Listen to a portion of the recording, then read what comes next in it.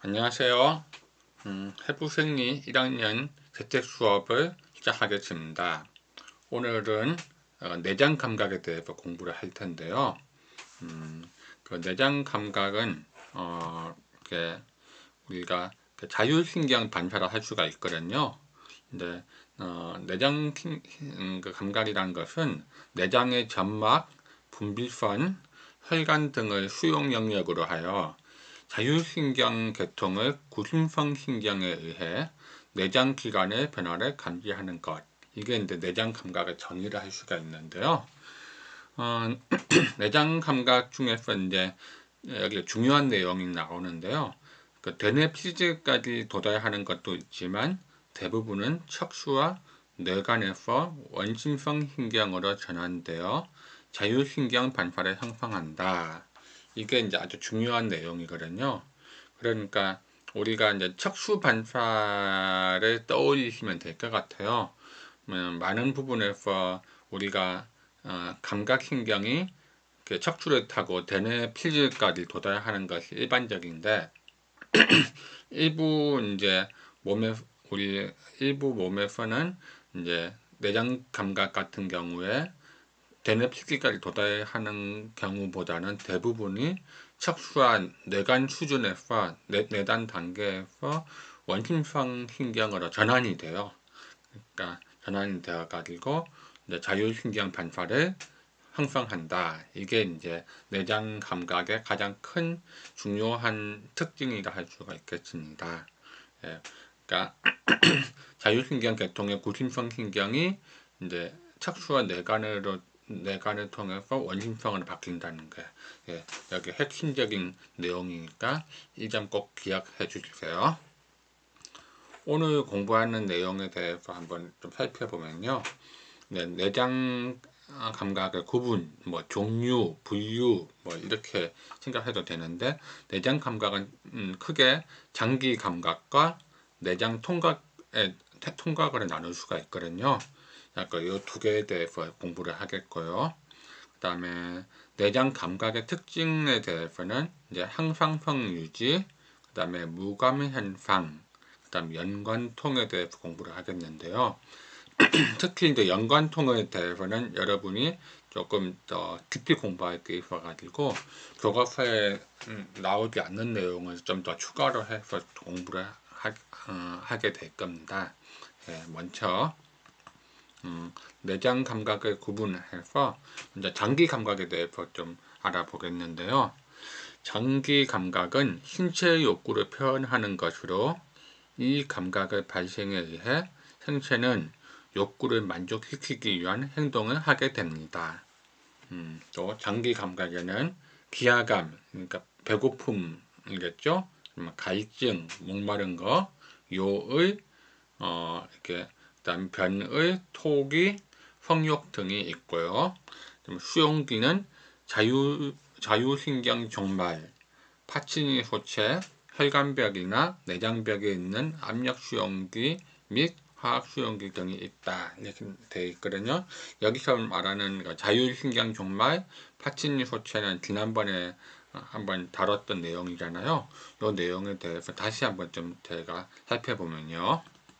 먼저 자율신경 종말은요, 피부나 관절, 그 밖에 신체 여러 곳에 존재하는 것으로 특별한 모양 없이 신경 말단이 여러 개의 가지로 나누어져 조직세포들 사이에 뻗어 있는 형태를 얘기하고 있습니다.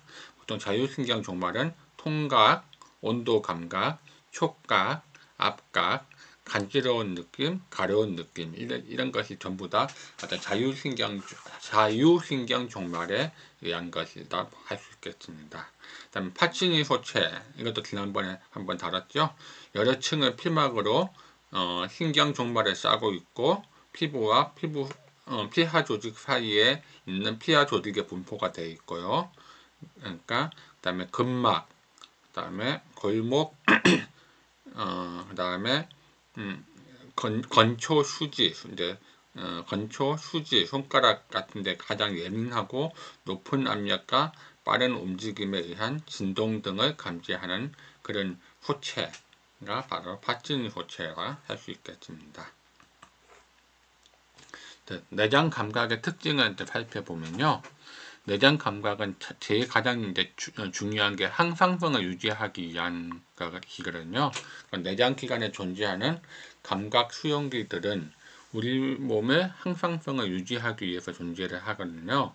그러니까 특히 이제 예를 들어서 대동맥 소체나 경동맥 소체에서는 혈액의 산소 농도에 대해서 반응을 하고, 시상하부에 존재하는 삼투 수용기는 혈액의 삼투지 농도나 혈당 변화에 민감하게 반응하여 항상성을 유지하기 위한 피드백 반응을 한다. 예를 들면은 공복감, 갈증, 변의, 요의 이런 작용이 일어나도록 하고 있거든요.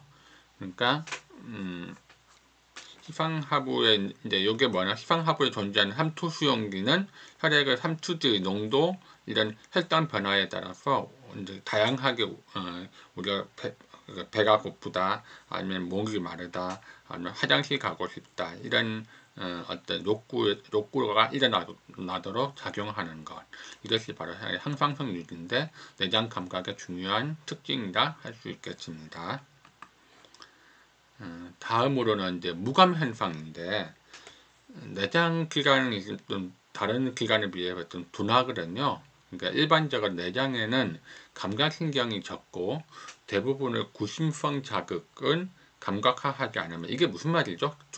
구심성 자극은, 구심성이라는 것은 말초 신경에서 중추 신경으로 가는 그런 거를 구심성 자극이라 하잖아요. 그러니까 대부분의 구심성 자극은 감각화하지 않으면, 그러니까 되뇌 피지까지 전달이 안 된다는 의미로 보시면 돼요. 감각화하지 않는다는 얘기는요. 그다음에 혈액의 산소 및 이산화탄소의 분압, 삼투압 등에 대해 느끼는 감각들은 자율신경 계통을 반사를 일으킨다. 이렇게 돼 있고요. 그 다음에 감각 수용기는 있으나 통각 이외의 감각은 거의 감지할 수가 없다. 이게 핵심적인 말이겠죠. 감각 수용기는 있지만 통각, 그러니까 아픈 거는 왜냐하면은 우리 몸에 보호하기 위해서 굉장히 중요하잖아요. 그렇기 때문에 통각은 전달이 돼요. 근데 나머지 감각에 대해서는 거의 감지를 할 수 없다는 거고요. 그 다음에 혈관 내의 혈류를 느끼지 못하고 후하관 내의 음식물에 대한 촉감을 감지할 수 없으며 심장의 수축 운동이나 위장관의 운동도 감지하지 못한다. 그러니까 이 무감 현상에 우리 여기 자율신경 쪽에 이렇게 보면은 이렇게 그게 없어요. 전련 물질로 이렇게 감겨진 그런 게 없고, 대부분이 그냥 신경으로만 딱 돼 있거든요. 위에 우리가 배울 때 수초로 이렇게 형성되어 있어가지고 그것이 어떤 전련 물질이 있어서 그거 도약 전류를 통해서 빠르게 전달되는 그런 것이 거의 없어요. 자율신경 이쪽 내장 감각 쪽은요. 그런 의미로 이렇게 보시면 되고요.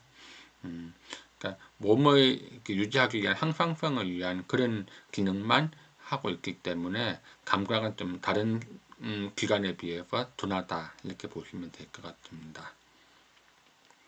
다음은 이제 연관통인데요.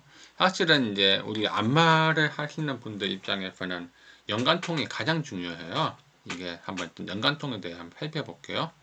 내장기관은 통각수용기를 통해 통증을 느끼게 되는데, 실제로 대장기관, 그러니까 내장기관, 심장, 위, 자궁 등의 통증이 있을 때는 그 내장기관 주위에 피부, 상지, 복부, 배부 등의 통증이 있는 것으로 혼돈하기로 함. 상지는 우리 팔, 어깨 그런 쪽이겠죠. 통증이 있는 것으로 혼돈하는데, 그 이유는 내장기관의 통증을 전달하는 감각신경섬유와 그 내장기관 주위 피부의 통증을 전달하는 감각신경섬유가 동일한 척수 분절에 모이기 때문이다. 이런 의미거든요.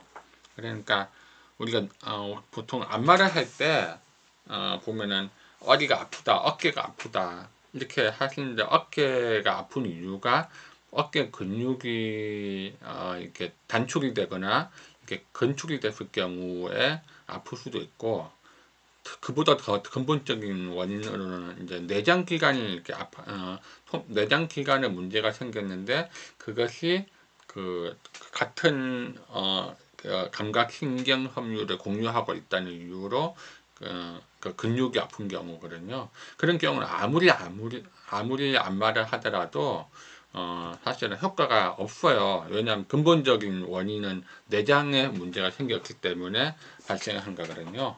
그래서 이런 연관통은 어떤 내장 기관에 어떤 문제가 있는지를 알아보는 데도 굉장히 중요한 그러한 또 개념이기 때문에 여러분이 내장통은 굉장히 연관통은 굉장히 잘 알아두시는 게 좋아요.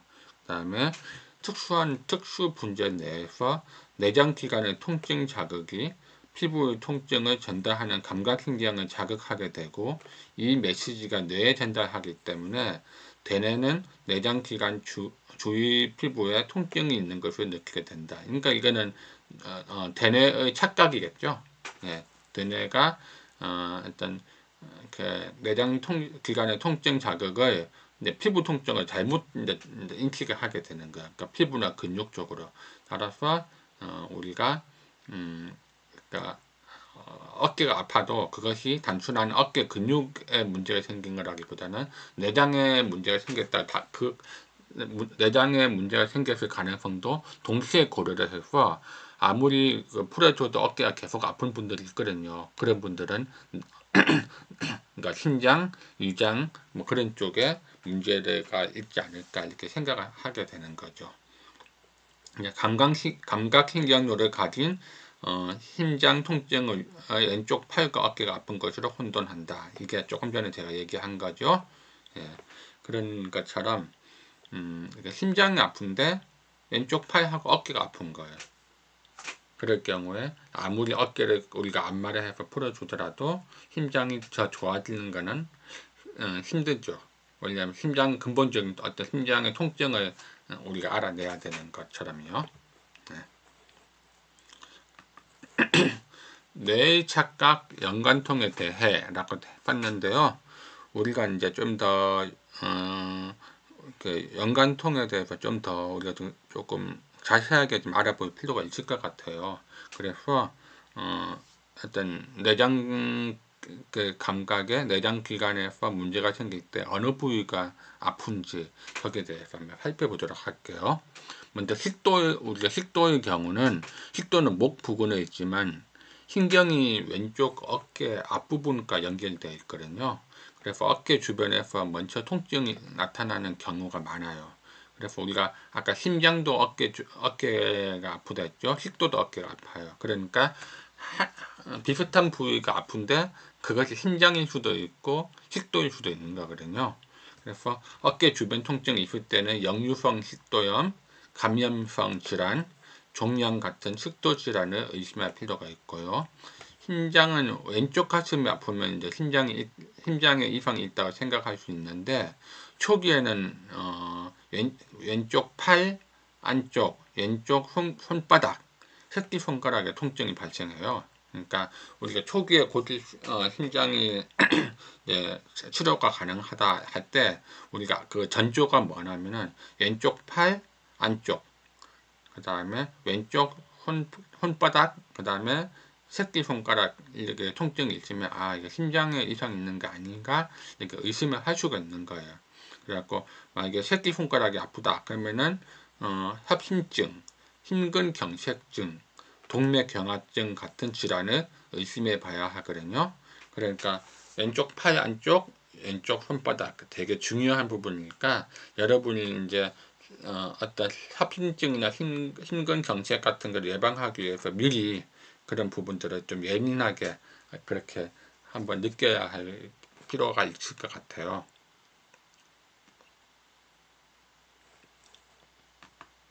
다음은 폐인데요.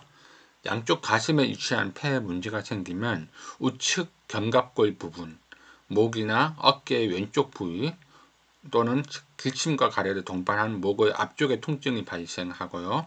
이때는 폐렴 및 폐농양, 폐결핵, 만성 폐쇄성 폐질환, 천식 등의 폐질환이 이미 몸에 발병을 했다는 징조라고 합니다.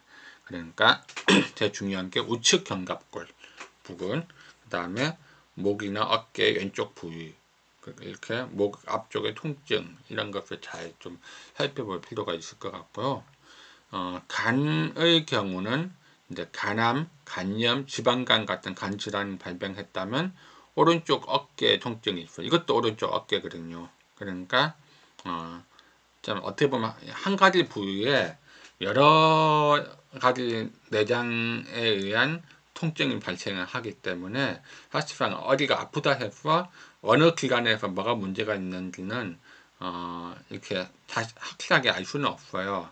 다만 어딘가 내장 어딘가에 문제가 있고 그것은 간일 수도 있고 뭐 폐일 수도 있고 심장일 수도 있다 이렇게 생각을 하게 되기 때문에 그 부분에 대해서 집중적으로 이제 살펴보게 되는 경우거든요.